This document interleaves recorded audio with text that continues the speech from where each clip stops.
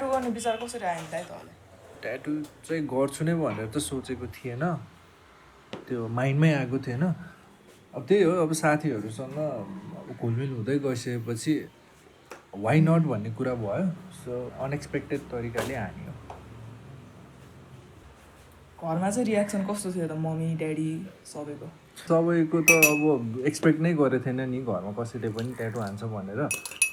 First expectation त मम र ड्याडको त एकदम नरमाइलो नै थियो, नराम्रो नै थियो भन्नुपर्दा। तपाईँलाई चाहिँ अनि यो ट्याटु हटाउन मिल्ने भए हटाउनु हुन्थ्यो कि हटाउनु हुँदैन थियो तपाईँले? मेरो फर्स्ट ट्याटु चाहिँ यो हातको चाहिँ मलाई चित्त त बुझेको थिएन, तर हटाउनु त मन लाग्यो। तर एट द सेम टाइम यो मेरो फर्स्ट ट्याटु भएर मलाई हटाउनु चाहिँ मन छैन। हटाउनु भन्दा यसलाई म कभर चाहिँ गर्न चाहन्छु। तपाईँले ट्याटु हानेको चाहिँ कति वर्ष भयो र अहिले केही रिग्रेट छ कि छैन ट्याटु हान्दा? It's been more than a decade होइन मैले ट्याटु हान्न थालेको त।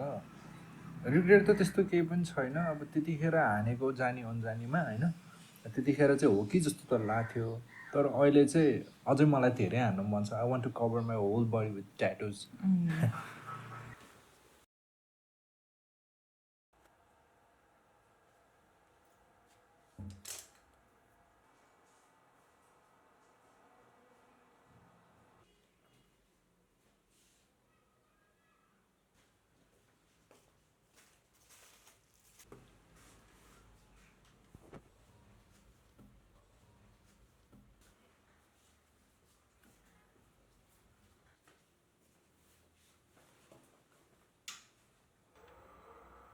तपाईँलाई सेरामिक बनाउनु प्रोसेस किन मनपर्छ? त्यो माटोको मटेरियालिटीलाई लिएर नै मलाई त्यो सेरामिकको प्रोसेस चाहिँ बेसी मनपर्ने होला। अनि प्लस त्यो अनप्रेडिक्टेबिलिटीमा अलिक बेसी बस्न पर्ने हुन्छ।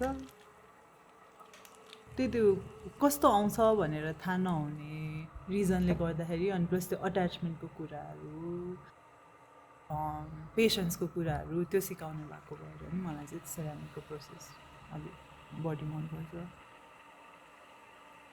अनि सेरामिक र ट्याटुको रिलेसनसिप तपाईँलाई कस्तो लाग्छ? सेरामिक र ट्याटुको रिलेसनसिपको बारेमा भन्नु पर्दाखेरि चाहिँ मैले सेरामिकमै मेरो ट्याटुलाई लिएर काम पनि निकालेको थिएँ मेरो मास्टर्सको सेकेन्ड सेमेस्टरमा।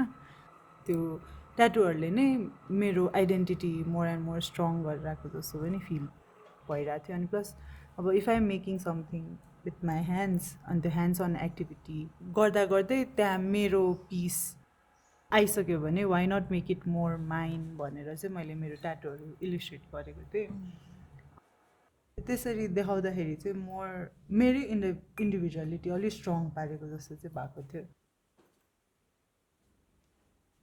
अनि ट्याटु गर्दाखेरि तपाईँको कस्टमर अथवा कसैले देख्दाखेरि चाहिँ तपाईँलाई नोटिस त गरिरहेको हुन्छ होला नि त, अनि केही रियाक्सनहरू केही आउँछ? मतलब ठ्याक्क अलिअलि उनीहरूको आफ्नै एउटा जजमेन्ट चाहिँ आइसकेको हुन्छ, तर नराम्रो वेमा चाहिँ भएको छैन। मतलब कसैले गर्यो होला थाहा नहुने बेलामा, तर ट्याटु हेर्दाखेरि चाहिँ अलिकति सार्प त्यस्तो भएकोले चाहिँ अलिकति त्यो आफ्नै एउटा अजम्सन चाहिँ आउने रहेछ।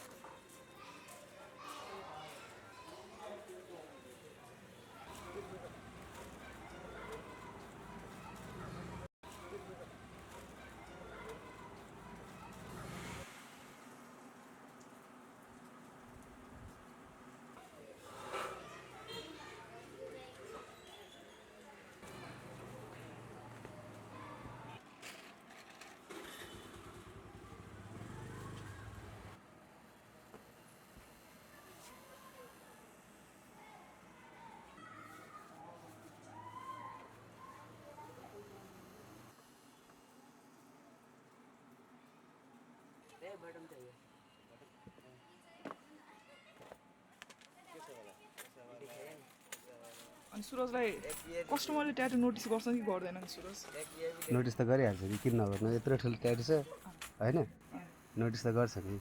अनि रियाक्सन कस्तो हुन्छ त? भन्छ नि किन हानेको ट्याटु हेर जिउ बिगाडेको भन्छ नि होइन तर के आफ्नो रहर हो होइन त्यस्तो हुँदा तिमीलाई केही लाग्छ त त्यो मतलब कसै मान्छेहरूले तिमीलाई अब त्यो यस्तो ट्याटु किन हानेको भनेर क्वेसन गर्दा तिमीलाई कस्तो लाग्छ मान्छेले त भन्ने मान्छे त जे पनि भन्छ नि हाने पनि भन्छन् नहाने पनि भन्छन्